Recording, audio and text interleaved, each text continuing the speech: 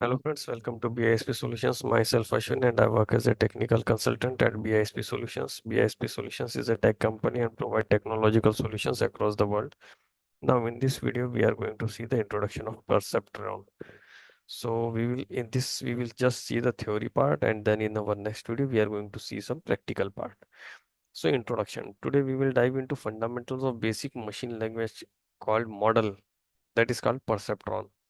Now it is also called a single layer neural network. This is the basic. Now, introduction. A perceptron is a type of artificial neuron that copies the way of thinking as we human thinks, right?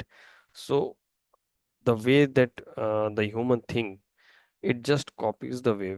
That means making the machine such as intelligent as it should be able to think like humans. Okay. Now, first of all, there are different terms that we will come across while learning the perceptron. So this is our first point, that is input layer. The perceptron begins with an input layer where each input represents a feature from our data set. For example, we are classifying image of cats and dogs. The input could be pixel values from the image, right? So this is called the input layer. Second term, we have to see that weights. Now, for every input, a weight is assigned. The weight as the importance of each feature. For example, if the input has a high weight, it means that particular feature is more important than for making a prediction. So what is this weight? We will also learn in our practical section. Here is summation function. Now summation function means the inputs and their respective weights are multiplied and then summed together. This process forms the basis of our perceptron decision making. Mathematically, you can see this formula, that is z equal to w1 multiplied by x1. W2, w means weight, x means the input layer value, right? And in this way, x are the inputs and w1, w are the corresponding weights, and b is called the bias. Now, bias term. Now look at this bias terms. So bias terms allows the model to shift the output of the summation function, helping the perceptron makes more flexible decision. It's like an extra feature that helps the model generalize better. Bias is also a term. I will show you how it works. So right now, just keep in mind that bias terms allows the model to shift the output of the summation function. And how it will work, we will see in our practical part. Activation function. Once we have the summation, the next step is to pass the result through an activation function. This function decides whether the neuron should execute or not, right? For a perceptron, we use a simple step function which gives an output of 1 if the input is above a certain threshold or 0 otherwise.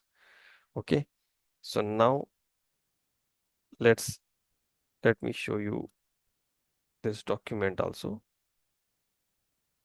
Now look at this. Suppose we are having the data of the patients, those who consumes tobacco, right? Now see here. Let's see an example to understand perceptron model. Imagine that there is a hospital which annually does the operation of thousands of patients and tell you to create a predictive model. Now these are the data: high chances of cancer and medium chances of cancer, minimum chances of cancer. So based on historical data, those who consumes lots and lots of tobacco, it works on that model. Now, with the help of previously determined data, we predict whether or not someone is likely to be cancer based on their age.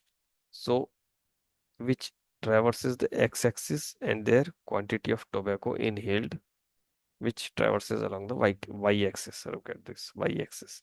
So, x-axis is the age and quantity of tobacco is on y-axis, so that the person who has higher in the age and the quantity of tobacco which he takes have higher chances of cancer, and if a person has minimum age and quantity of tobacco which he takes have a minimum. So based on this calculation, you can see these blue are safe and these green are unsafe. Look at this. So this is how the prediction is done. So How this line is created, I will show you in my next video. So for now, this is just the theory part that we have today we have seen, and in our next video we are going to see the practical part of this. Okay, guys. So I recommend you to watch this video again and see all the terms. So this will be useful for us in our next session. So guys, thank you so much. And if you are new to this channel, please subscribe my channel so that you will get the notification of upcoming videos. Okay, thank you guys. Thanks for watching the video.